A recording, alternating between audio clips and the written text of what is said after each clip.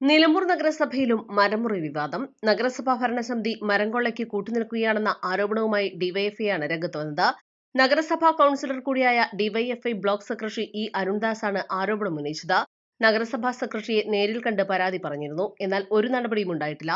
നഗരസഭയുടെ ആസ്തി രജിസ്റ്ററിലുള്ള രാമംകൂത്ത് ആയിരം നഗറിലെ മരങ്ങൾ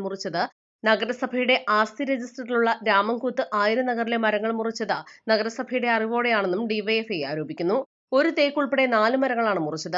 ഇതിൽ 3 നഗരസഭ ആസ്തി രജിസ്റ്ററിലുള്ള സ്ഥലത്തു നിന്നും 1 വഴിയരികിൽ നിന്നുമാണ്. മരം മുറിച്ചു കടത്തിയവർക്കെതിരെ ശക്തമായ നടപടി സ്വീകരിച്ചില്ലെങ്കിൽ ഡിവൈഎഫ്ഐ ശക്തമായ സമരവുമായി രംഗത്ത് വരും. രാമൻകുത്ത് മരംകൊള്ള നടന്നിട്ട് 3 ആഴ്ചയോളമായി. ഇതുവരെ നഗരസഭ ഒരു നടപടിയും സ്വീകരിച്ചിട്ടില്ല. നഗരസഭയുടെ ആസ്തി രജിസ്റ്ററിൽപ്പെടുന്ന ഭൂമിയിൽ നിന്നാണ് ഈ മരംകൊള്ള നടന്നിട്ടുള്ളതെന്ന ആശങ്ക സൃഷ്ടിക്കുന്നു. പൊതുമുതലാണ് ഇവിടെ അപഹരിക്കപ്പെട്ടിട്ടുള്ളത്. പൊതുമുതൽ അപഹരിച്ചവർക്ക് പരവതാനി വിരിക്കുകയാണ് നിലമ്പൂർ നഗരസഭ. ഭരണസമിതിക്ക് വേണ്ടപ്പെട്ടവർ ആയതുകൊണ്ടാണോ നടപടി സ്വീകരിക്കാൻ വൈകുന്നതെന്ന് ഡിവൈഎഫ്ഐ ആരോപിച്ചു.